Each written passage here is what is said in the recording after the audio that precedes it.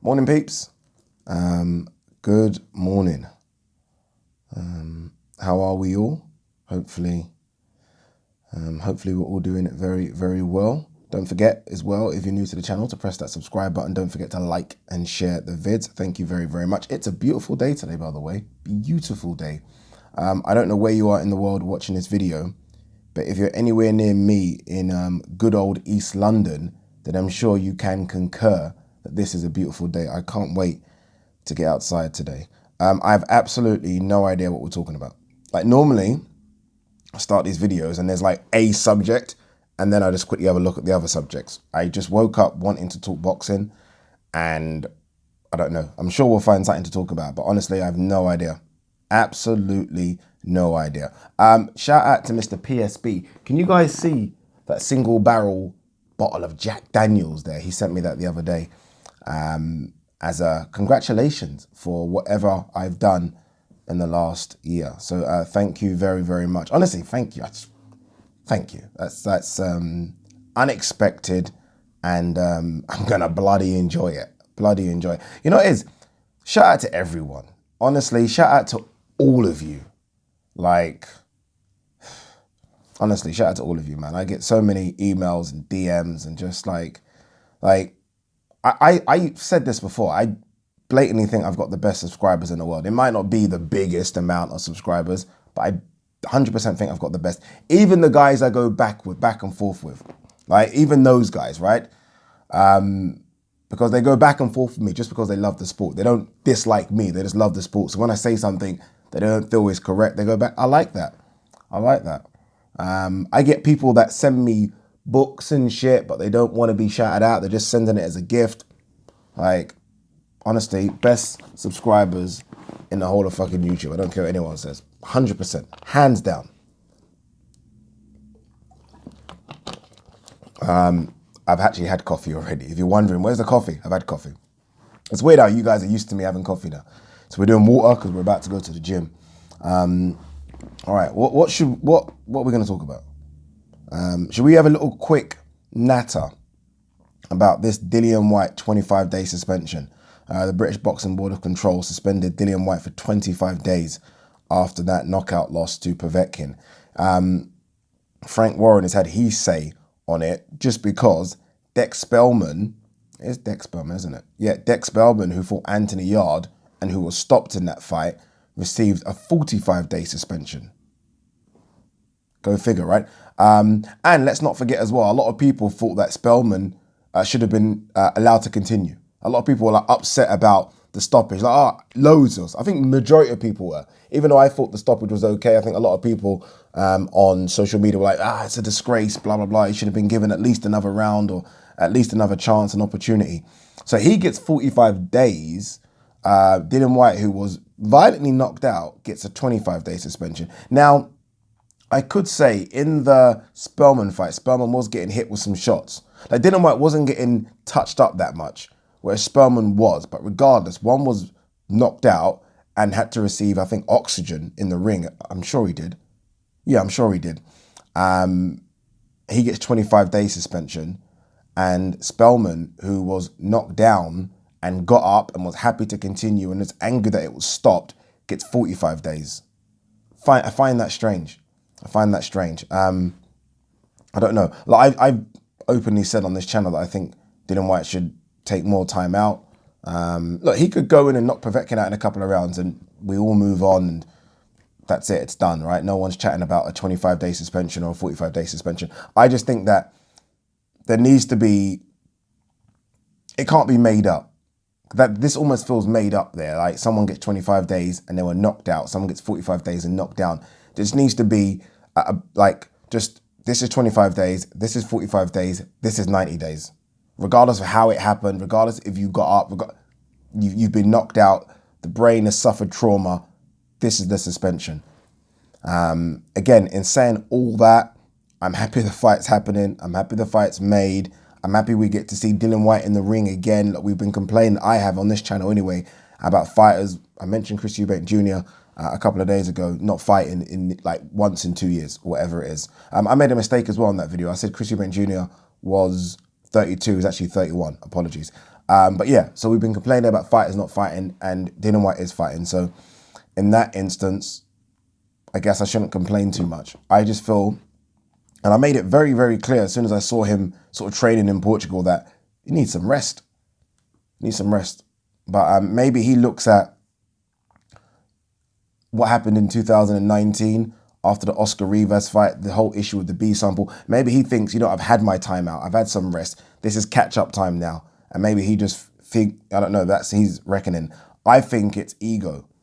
I think you're just trying to run it back too quick just to prove that it was, I don't know, a mistake, a fluke, a lucky punch, I don't know. And you just want to get back on the horse straight away.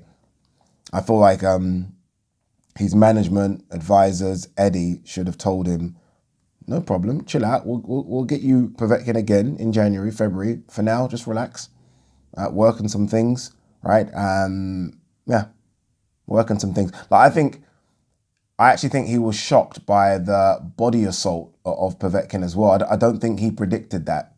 So when you think of that punch, sorry, we're going so off tangent now. When you think of that punch, if you look at it from a very casual standpoint, it almost just looks as though Povetkin threw that uppercut, trying to phrase this correctly.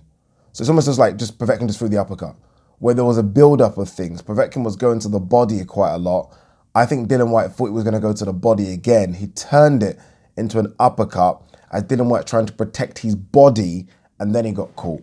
I don't think Dillian Whyte's team and Dillian Whyte expected that body assault from Povetkin, because Povetkin isn't really a body puncher like that. When I think of Povetkin, I don't think body puncher.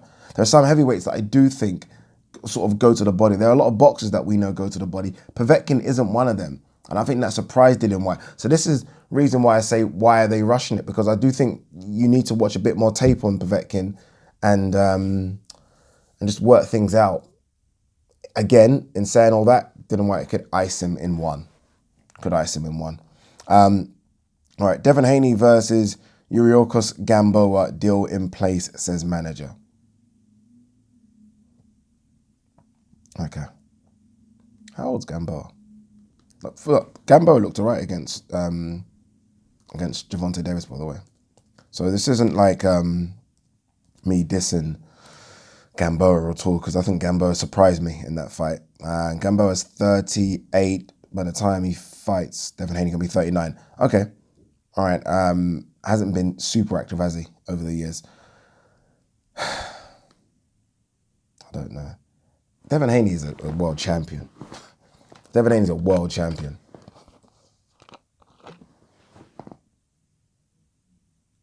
I'm not sure, man. Gamboa will give him some tough rounds, Like, take the fact that Gamboa lost to Gervonta Davis in a decent fight. Gamboa will give Devin Haney some tough rounds. That fact. If anyone out there is thinking that that's not going to happen, then I can't help you. I'm telling you now, though, Gamboa will give him some rounds. I just don't know if it's a big enough fight for Devin Haney. I know he's had shoulder surgery and he's been off. I get all that, but again, I look at who everyone else in and around you is fighting. Again, I'm going to mention it. So Gervonta Davis, Leo Santa Cruz, in and around you. Teofimo Loma, Luke Campbell, Ryan Garcia. You're fighting Gamboa. Okay. I don't know. Would I have been more upset if it was Richard Comey? I know Richard Comey got blasted up by Teofimo, but I don't know, man. I don't know. That's not for me to worry about. That's for his manager and Eddie and the rest of his team to worry about. All right, a couple of results from last night. Efe Ajagba got taken all the way to points by Johnny Rice. He ain't going to be that guy, is he? I know that's early to say it and it's wrong, and I get that. And, he likes to be active. I think he had like 5 fights in 18, 4 fights in 2019, and this is only his second fight in 2020. So I think Efe Ajagba, I think, is a fighter that is learning on the job. He is. I know there was a bit of an amateur background, but I still think he makes very obvious mistakes. So he needs to be active. So he might look at this fight and think like, it's because I'm rusty. I'm used to fighting 4 or 5 times a year. He might look at that, but you're going all the way with Johnny Rice, you know, I'm not sure, man. I always mention Efe Ajagba just because obviously Nigerian #1 and just because he's built and he's got the looks and he's got power and all those things. But there have been a couple, I've not watched a fight. He could have been murking, is that still a word? He could have been destroying Johnny Rice from the get-go and just couldn't get rid of him. I don't know. So it's wrong for me to judge him based on what I'm just seeing on BoxRec. But I would have expected him to get rid of Johnny Rice. I would have, and so would have Top Rank, right? So we'll see. I think there's only his 14 for 15 fights, so they are still building him. And again, I don't think, like, he's very crude, but has immense power. They just have to be careful now with the matchups if they're trying to build him up again. What they need to do is, if you are going to give him guys like Johnny Rice, then you got to give him those type of guys 5-6 times a year. It's almost got to be like what Daniel Dubois did when he fought like 5 times in 2019. You've got to stay active if these are going to be the level of opponents. If he steps up, then obviously, fine. You know, we're happy with him fighting once, twice, 3. No, I'm not happy with once, twice, 3 times a year. Win for Erickson Lubin as well. He beat Terrell Gaelsha. Is that his name? Gaelsha. Tricky fight, I'm hearing. Again, I've not seen it. I need to watch it, but win for Erickson Lubin nonetheless. Got the job done. A guy that I'm very, very high on, Jaron Ennis. Beat Carlos Abreu. I like Jaron Ennis. I do like him a lot. I've just spoken about, or I have spoken about in the past, about we needing fresh blood at 147. I feel like it's been the same 5 or 6 names for 10 years now. Maybe not that long. 7 years at least. It has been, hasn't it? Let's be honest. It's been Spence. We've been hearing about Spence and Garcia, Furman, Crawford, Pac-Man. Forever. Like, we need fresh blood up there, and Jaron Ennis is that fresh blood. I don't think anyone has stopped Juan Carlos before as well, so he got the stoppage, so that's good. So, well done to Jaron Ennis. We'll see how we can get in the mix. He's not going to be a voluntary for anyone, right? He's going to have to fight his way up and get into a mandatory position. Got to do it. Got to do it. No one's rolling the dice for Jaron Ennis just because he's not that big a name and he's fresh. He's fresh and he's super hungry. So why roll the dice with that? All right, what we got here? Little takes now. Joe Joyce, we'll see if Dubois can take my heavy, powerful shots. Yeah, we will. Nah. Well, I think it's more the opposite. Can you take Dubois' powerful, heavy shots? I don't think of Joe Joyce as a one-punch KO artist like a Dubois. Might be, right? I mean, Dubois, I feel like Joe Joyce could have knocked everyone out that Dubois knocked out in similar fashion. So, so we'll see. What else have we got here?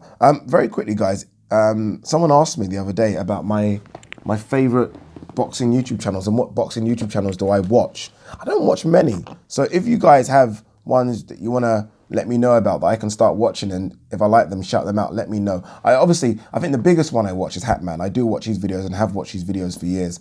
I think he's, in my eyes, I think he's the best out there. You know, I don't think there's a fucking league table, but if there was a league table, I think he is top of the tree by some distance, if I'm honest with you. I like watching smaller channels. I like G-Man. I like the come up that he's been on.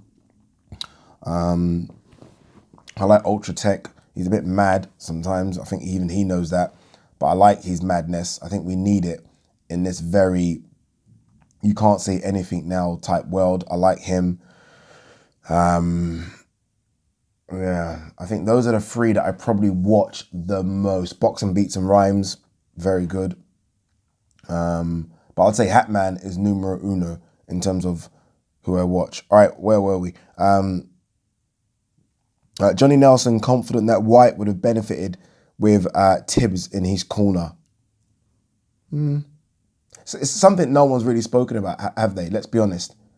He's changed trainer and he got beat in the first fight. Do you know what I mean? I don't know. Again, and this is where I feel like people dig me out and whatever in it. I've always said that I think Dillian Whyte is closer to number 10, 9, 8, 7, 6 than he is to number 1, 2, 3. Because we've seen it. Oscar Rivas, a guy that was floating in and around number 10, caused him problems. Joseph Parker. These are not easy fights. He isn't blowing these guys away where I'm thinking, oh my God, yeah, he can knock out anyone just below him. I've always felt that anyone between sort of 5 and even 15, those are tough fights for Dillian Whyte. I think Dillian Whyte has done so well to get to the position he is with hardly any amateur background, right? This guy was a kickboxer. So I think he's done well. So I don't know if he would have benefited with Mark Tibbs in his corner. I just feel like that could have happened with anyone in his corner. I just feel like Dillian Whyte, I don't want to say has maxed out, although I just said that. I just think he's done so well.